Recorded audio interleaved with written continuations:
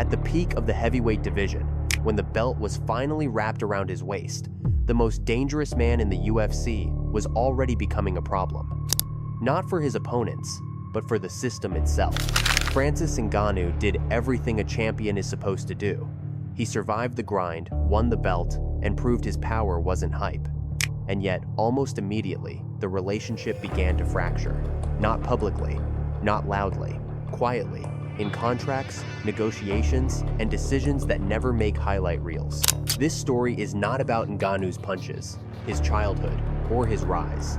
It's about something far more uncomfortable. Because at the exact moment the UFC should have locked him in as its most valuable asset, it chose a different path. Not because he couldn't fight, not because he wouldn't win, but because keeping him came with a risk the system was not willing to accept. Tonight, we're not asking why Francis Ngannou left the UFC. We're asking why the UFC was willing to lose its heavyweight champion, and what that decision reveals about who really holds power inside the sport. Because if even the strongest fighter in the world can become expendable, then winning was never the real goal. And once you see that, you can't unsee how this system actually works. When Francis Ngannou finally became heavyweight champion, the UFC didn't gain security, it inherited uncertainty. Heavyweight champions are supposed to be predictable assets. Limited fights, massive knockouts, clear marketing cycles. Ngannou didn't fit that mold. His power wasn't the issue. His leverage was. For the first time in years, the UFC was dealing with a champion who didn't just win inside the cage, but understood what winning gave him outside of it. Titles usually reduce a fighter's urgency to negotiate. In Ngannou's case, the belt did the opposite. It exposed how much the division depended on him and how little protection the system actually offered in return. From the UFC's perspective, heavyweight has always been the most fragile division. Fewer contenders, higher injury risk, longer recovery times. Every champion becomes a single point of failure. That's why the promotion historically prioritizes control over loyalty at the top. Champions are expected to defend, comply, and remain interchangeable within the business model. Ngannou wasn't openly rebellious, but he was structurally incompatible. He asked questions champions usually don't ask when the belt is on the line, about contract duration, about sponsorship limits, about what happens after the title is won, not lost. And in a system built to delay those conversations, timing alone became a threat. This is where the tension truly begins. Because the UFC doesn't operate on emotional loyalty or sporting purity, it operates on precedent. Every concession made to a champion becomes a reference point for the next one. Heavyweight champions are watched more closely than any other class, not because they are the best fighters, but because they sit closest to the edge of individual bargaining power. Ngannou's value wasn't just in his knockouts, it was in the fact that he could plausibly walk away with leverage intact. And the moment that possibility became real, the system stopped seeing him as a long-term centerpiece and started treating him as a risk that needed to be contained. Nothing exploded. No public confrontation. No dramatic collapse. Just a quiet recalibration. Contract talks slowed. Options narrowed. Protection evaporated. This wasn't punishment. It was insulation. The UFC didn't need Ngannou to fail. It only needed to make sure he never became proof that a champion could win the belt and still negotiate on equal footing.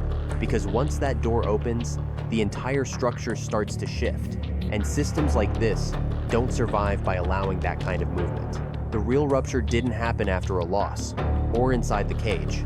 It happened on paper. UFC contracts are designed to look standardized, but their power lies in flexibility. Flexibility for the promotion, not the fighter. Champions don't renegotiate from a blank slate. They renegotiate inside a structure where leverage is delayed, options are locked, and time works against the athlete. For most champions, that structure is invisible because they never challenge it. This time, it was challenged at the worst possible moment. Heavyweight champions are expected to accept stability as a reward, a longer contract, guaranteed defenses, predictable paydays. What made this situation different wasn't money alone, it was control. The contract discussions weren't centered on a single number, but on boundaries the UFC rarely has to defend. Sponsorship autonomy, external opportunities, clauses that survive a loss. These aren't revolutionary demands in professional sports, but inside the UFC's closed ecosystem, they represent something dangerous, a champion who can operate without being fully contained. From the UFC's perspective, the risk wasn't immediate. It was cumulative. Every clause conceded becomes a template. Every exception becomes a bargaining chip. And heavyweight champions sit at the top of that risk pyramid because they require fewer fights to maintain relevance. A heavyweight doesn't need volume. One win can sustain leverage for years. That's precisely why the system relies on contractual pressure rather than competitive pressure at the top. Lose the contract leverage, and the belt stops being the ultimate control mechanism. This is where the misunderstanding often happens among fans. The UFC didn't miscalculate the value of its champion. It calculated it precisely, and that calculation led to a conclusion most people aren't comfortable with. A fully empowered heavyweight champion is more dangerous to the system than no champion at all. Because once a fighter proves he can hold the belt and still refuse the standard terms, the entire hierarchy shifts. Suddenly, contenders don't just chase gold, they chase autonomy. So negotiations stalled, not because there was no solution, but because every solution created a precedent. The UFC wasn't deciding whether to keep a champion. It was deciding whether to protect the structure that outlasts every champion.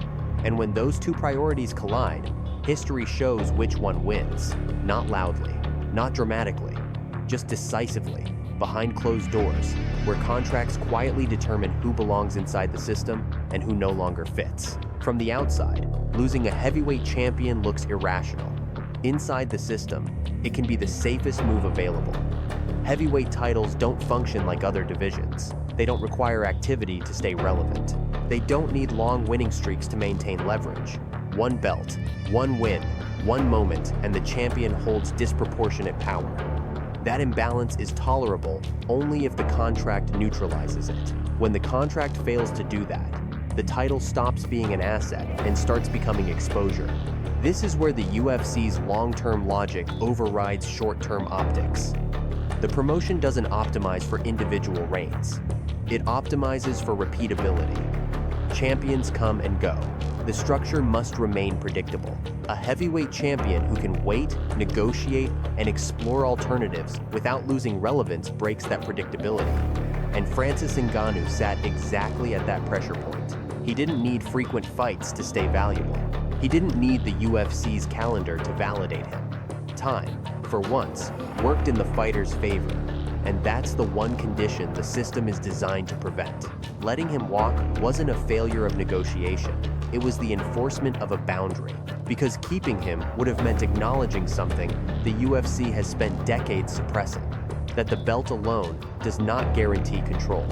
Once that idea becomes visible, it spreads fast. Contenders start thinking differently. Champions start delaying differently. The belt becomes a tool of negotiation rather than compliance. And in a promotion built on centralized authority, that shift is existential. So, the decision wasn't about replacing a champion. It was about preserving a model where leverage peaks before the belt, not after it, where autonomy is something fighters chase but rarely reach. Losing a heavyweight champion is costly in the short term. Losing control over the meaning of the title is permanent. And when forced to choose, the system chose continuity over dominance, structure over spectacle, and predictability over power. That's why this moment matters beyond one fighter, because it shows the exact line the UFC will not cross. Win all you want. Hold the belt if you can. But the moment a champion threatens to redefine where power actually lives, the system is willing to absorb the loss as long as the rules remain intact. When the heavyweight champion was gone, the most important question wasn't who would fill the vacancy. It was what the vacancy itself allowed the system to reset. Vacant titles are often framed as chaos, but inside the UFC, they function as control valves. They interrupt leverage. They erase momentum. They turn a single dominant figure back into a field of contenders who need permission rather than power. In that sense, losing a champion isn't a breakdown, it's a reset. The heavyweight division didn't collapse after the belt was vacated. It stabilized. And that outcome wasn't accidental. Without a dominant champion anchoring negotiations, the UFC regained timing control. Fight schedules could be accelerated. Matchups could be arranged without resistance. No single fighter could wait out the system. Everyone needed activity. Everyone needed alignment. The division stopped revolving around one immovable figure and returned to something far more manageable: rotation. This is where many viewers misunderstand the strategy. The UFC doesn't need the best possible champion at all times. It needs a champion whose incentives align with the structure. A rotating division produces constant urgency. Urgency produces compliance. Compliance produces predictability. The belt becomes less about dominance and more about motion. Who's next? Who's ready? Who's available? That motion is valuable because it spreads attention without concentrating power. And concentrated power is the one thing the system consistently moves to dilute. What followed wasn't chaos, but normalization. The division was reframed as competitive rather than dominant. Narrative shifted from inevitability to opportunity. Instead of asking how long one man would reign, the conversation became about who could seize the moment. That shift is subtle, but it matters. It turns the belt back into a prize fighter's chase, rather than a platform fighters stand on. And once the belt is framed that way, leverage disappears almost automatically. This is why replacement matters more than absence. The UFC didn't need to prove it could build another star immediately. It needed to prove that no star was essential. The message wasn't spoken, but it was visible. The division will move forward with or without you. Not because you're replaceable as a fighter, but because your role in the structure is. Titles aren't crowns in this system. They're traffic signals. They regulate flow. And when one signal stops working as intended, it gets swapped out. By the end of this reset, the heavyweight division wasn't weaker. It was quieter, less volatile, less exposed, and that outcome tells you everything about what the system values most. Not spectacle, not dominance, not even continuity, but control over how power enters, moves through, and exits the structure. The champion was gone, but the model was intact. And from the system's point of view, that's not a loss, that's success. What this case ultimately exposes is not a dispute between a fighter and a promotion, but the true location of power in modern MMA. Power does not sit with the belt. It doesn't live in knockouts, rankings, or public dominance. It lives in timing, structure, and the ability to delay outcomes without consequence. The UFC doesn't need to defeat fighters individually. It only needs to make sure no individual outcome can destabilize the model. And when that model is threatened, results inside the cage become secondary. This is why the system can absorb losses that look unthinkable from the outside. A vacant title, a departed champion, a division reset. These are not emergencies, they are mechanisms. The UFC is built to survive disruption by converting it into movement. Movement keeps leverage dispersed. Dispersed leverage keeps negotiations predictable, and predictability is the real currency of control. Fighters compete for belts. The system competes for continuity. What makes this moment uncomfortable is that it strips away the illusion many fans hold onto, that winning eventually grants autonomy. In this structure, winning only changes where pressure is applied. Before the belt, pressure pushes fighters to chase opportunity. After the belt, pressure pushes them to protect the structure that granted it. The belt is not a reward for independence. It is a test of alignment. And the moment alignment fails, the belt stops being protection. This doesn't mean fighters are powerless. It means power operates on a different plane than most people expect. Individual dominance can create short-term leverage, but only within boundaries the system already accepts. True autonomy requires something more dangerous: the ability to wait, to refuse, and to remain relevant without permission. That combination is rare, and when it appears, the system responds not with confrontation, but with insulation.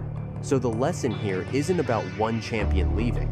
It's about why the structure allowed that outcome without collapsing. The UFC didn't prove it could replace a fighter. It proved it didn't need to. The division continued. The calendar moved forward. The machine stayed intact. And that's the clearest signal of where authority truly resides. In the end, This isn't a story about strength, it's a story about limits, about how far winning can take you and where it stops mattering. Because inside this system, the highest achievement isn't holding the belt, it's realizing what the belt was never meant to give you. The hardest part to accept isn't that a heavyweight champion left the UFC, it's how little the system needed him to stay. No crisis, no collapse, just continuity. And that's the point most people miss. The UFC isn't built to reward power, it's built to survive it. Every belt, every division, every contract exists to keep leverage moving, never settling in one place for too long. Once you understand that, the story changes. This was never about a failed negotiation or a stubborn fighter. It was a boundary being enforced. A reminder that no matter how dominant someone becomes inside the cage, the structure decides how far that dominance is allowed to travel. Strength creates moments. Systems decide outcomes. So the real question isn't why this champion walked away. It's why the system was so prepared for him to do it. Because when an organization can lose its most powerful figure without hesitation, it tells you exactly where authority lives and where it doesn't. And once you see that line clearly, you start to recognize it everywhere. Not just in the UFC, but in every structure that turns individual excellence into something manageable. The belt will change hands again.